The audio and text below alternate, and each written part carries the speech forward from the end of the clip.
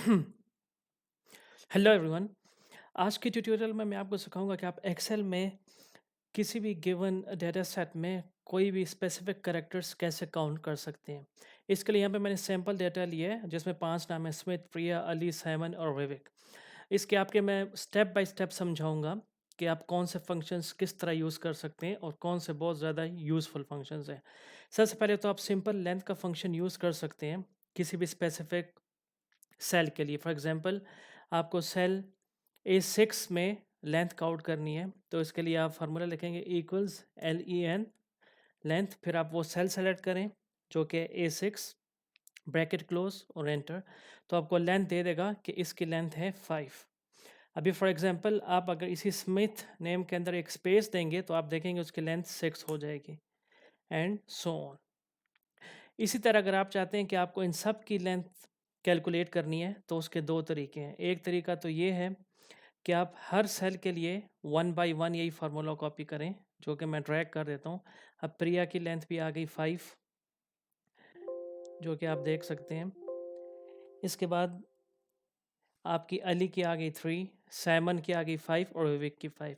तो इसका एक तरीका तो ये आप सबकी 1 बाई 1 निकालें, फिर आप उसे सिंपली ऐड कर दें, ऑल्ट इक्वल, जो मैंने आपको शॉर्टकट की सिखाई हुई है, एंटर। तो टोटल लेंथ आ गई 23।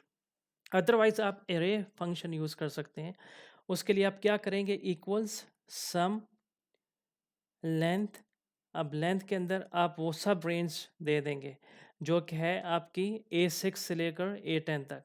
फिर आप ब्रैकेट क्लोज करेंगे 2 दफ़ा और फिर आपको कंट्रोल शिफ्ट और एंटर क्लिक करना है।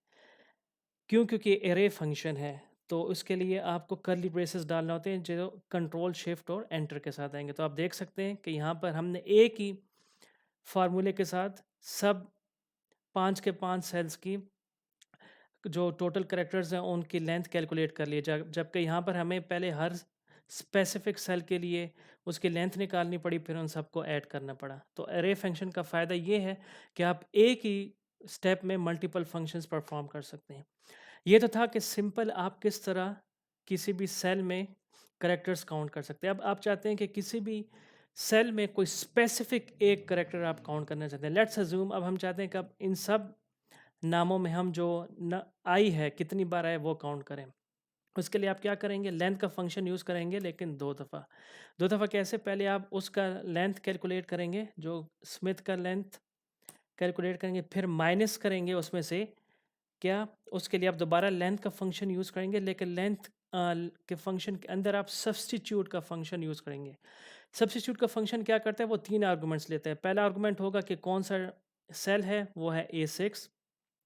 फिर उसमें से कौन सा टेक्स्ट है जिसे आपको रिप्लेस करना है, उसे आप इन्वर्टेड कॉमास में लिखेंगे जो कि है आई, और फिर उसे हम रिप्लेस करेंगे एम्प्टी सेल से। ये आई आपको छोटा रखना है क्योंकि ये केस सेंसिटिव है, तो इसे मैं स्मॉल कर देता हूँ। फिर आप ब्रैकेट क्लोज करेंगे 1 और 2, और जब आप क्लिक करेंगे एंटर तो आप देख सकते हैं 1। यहाँ पर आई एक दफ़ा अक्रेंस है उसकी, तो उसने दे दिया 1। अगर आप इसी स्मिथ में एक और आई ऐड करते हैं तो उसकी लेंथ भी इंक्रीज़ हो जाएगी और नंबर ऑफ अक्रेंसेस ऑफ आई भी। आप देखते हैं उसकी लेंथ 6 होगी और काउंट ऑफ आई 2 होगी। मैं आपको एक्सप्लेन करता हूँ कि ये काम कैसे करते हैं। अभी जब आप फर्स्ट लेंथ का फार्मूला यूज़ कर रहे हैं, लेंथ A6, तो वो तो इस A6 में जितने भी कैरेक्टर्स हैं उनकी लेंथ कैलकुलेट कर लेगा सिंपल। उसमें से माइनस क्या करेगा, माइनस करेगा, सब्स्टिट्यूट का फंक्शन क्या करेगा, उसी सेल में A6 में जो नंबर ऑफ आई है उसे एम्प्टी के साथ रिप्लेस कर देगा। तो अब अगर आई की अक्रेंस एक दफ़ा है तो वो एक कम हो जाएगी। फॉर एग्जांपल, अगर पहले उस स्मिथ की लेंथ थी 5, जब उसमें से एक आई निकल गया तो रह जाएगा 4। अगर उसकी अक्रेंस 2 दफ़ा है तो वो 3 रह जाएगा, अगर 3 दफ़ा है तो 2 दफ़ा रह जाएगा, एंड सो ऑन। और अगर अभी आपको इस पूरे डेटा सेट में पूरी रेंज में आई काउंट करना है तो उसके भी 2 तरीके हैं। या तो आप ये फार्मूला ड्रैग करें, फिर उसका सम कैलकुलेट करें, तो वो नंबर ऑफ आई आ जाएगा पूरे रेंज में जो कि है 6। आप देख सकते हैं 2 दफ़ा यहाँ पर है, एक दफ़ा, एक एक एक, तो 1 2 3 4 5 6। लेकिन बजाय इसके कि हम ये फार्मूला हर एक के लिए सेपरेट यूज़ करें फिर उसे सम अप करें, हम उसके लिए सिंपल एक ही दफ़ा मल्टीपल फंक्शंस यूज़ करेंगे यूजिंग एरे।